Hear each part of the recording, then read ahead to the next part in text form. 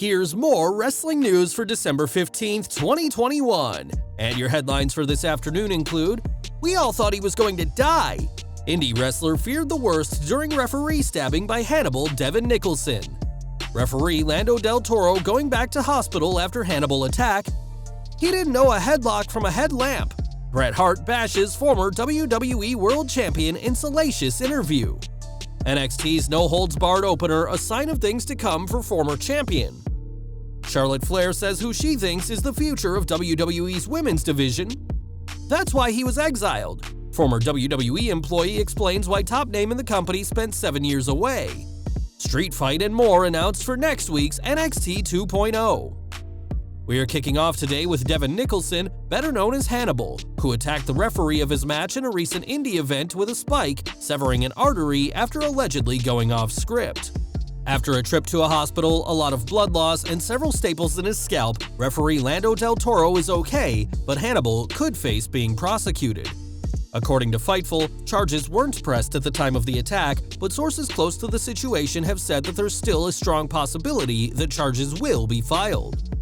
Clayton Bloodstone, a wrestler who worked the show, has said that there was supposed to be a blading spot in the match, but things got out of hand when Hannibal didn't stop. He added, Hannibal began stabbing him in the head multiple times. The ref went immediately to the hospital. We all thought he was going to die. Many of the guys in the back were very visibly shaken up from it. The ref believed he was intoxicated and warned Carlito, who was working Hannibal, to be careful and end the match as soon as possible. Hannibal's defense for his actions are that the ref was meant to bleed, and he was not aware that Del Toro was being punctured by the spot. Hannibal hasn't faced charges yet, but he may do soon, and until then, the controversial wrestler will struggle to get bookings after this horrific incident.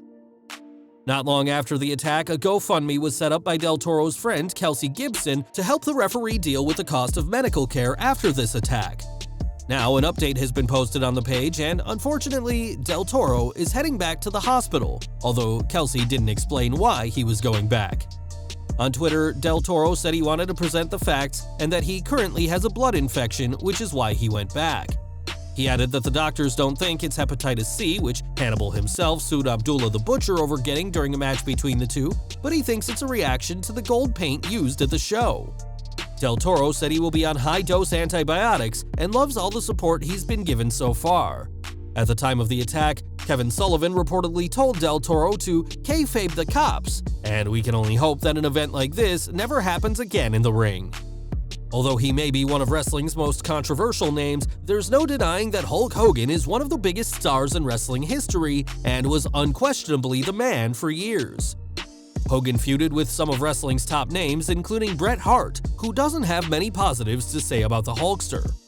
Speaking this week to the Calgary Sun, the Hitman spoke about his influence on Canadian wrestlers such as Edge and Natalya, and spoke about the WWE's decision to make him their next top babyface after Hogan's departure in 1993. He said, "Look back at wrestling when it was the Hulk Hogan show. He was 6'8" and a 1 out of 3 wrestler. He didn't know a headlock from a headlamp.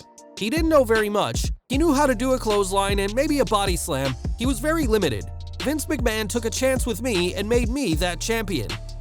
Bret added that it meant a lot to him to be given the chance after Hogan, and had a solid 4 years as one of WWF's top stars before his own departure in 1997. This week, Bret will be honored on the Canadian Hall of Fame, including other heroes from the Great White North like Keanu Reeves, but don't expect Hogan to get a mention in the Hitman's induction speech. NXT 2.0 news now, as the show kicked off with a barn burner of a no-holds-barred match between Cameron Grimes and Duke Hudson, who continued to show their in-ring chemistry following their hair versus hair match at War Games.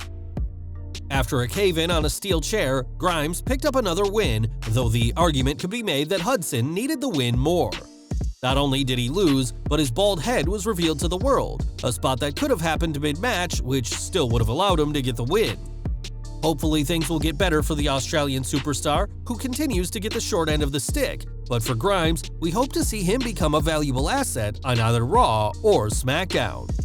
Now, Charlotte Flair is WWE's most decorated female superstar of all time, holding a record 16 women's titles in the company across NXT, Raw, SmackDown, and her run as a women's tag team champion. This success has led to a lot of backlash at Flair, as fans believe that there's plenty of other superstars who deserve the opportunities she's received, and to her credit, the reigning SmackDown Women's Champion isn't all about herself. Speaking with the Metro, Flair was asked about the recent crop of new women on the roster and revealed who she thinks is the future of the division. "I'm so proud of Rhea Ripley and Bianca Belair. They've come so far and they're only going to go further. I truly believe Rhea is the future face of the women's division." This isn't the first time the Queen has praised Ripley, as before their triple threat match with Nikki ASH at SummerSlam, Flair said she was proud of the Australian and once more called her the future of the division. In under a year on the main roster, Ripley has won both the Raw Women's title and the Women's Tag Gold, and that's just the start of a lengthy, successful run, according to WWE's most successful female performer. In 2003, after years of being an on-screen couple, Stephanie McMahon and Triple H tied the knot for real in arguably wrestling's most controversial marriage. For all his success and accolades, the Game will forever face accusations of marrying his way to the top of the company, but their relationship was nearly cut short thanks to the McMahon family. It's well documented that Vince McMahon gave the pair his blessing before he took it away and refused to let them date. But during Monday Mailbag, former WWE referee Mike Chioda said there was another McMahon who was dead set against the relationship. Shane advised Triple H against dating Stephanie. Shane McMahon did. That's why the feud fell out, that's for sure. It was a thing from Vince Sr., Shane's grandfather, that came around many years ago. They didn't want anybody dating talent. I think Shane really had a big part of that, and that's why Shane and Triple H had a falling out for many years, and that's why Shane was exiled for 10 years. Chioda added that when he first worked for WWF, the McMahon family were as tight as it gets, but said that the family is now torn apart, especially with Shane not having any major corporate role behind the scenes, unlike his father and sister. After leaving in 2009, Shane eventually returned to WWE in early 2016, setting up a feud with his father that'd see Shane face The Undertaker at WrestleMania, and according to Chioda, his years away from the company were because of much more than just wanting to see what other business ventures were out there. And we're ending with more NXT 2.0 as several huge matches have been set for next week.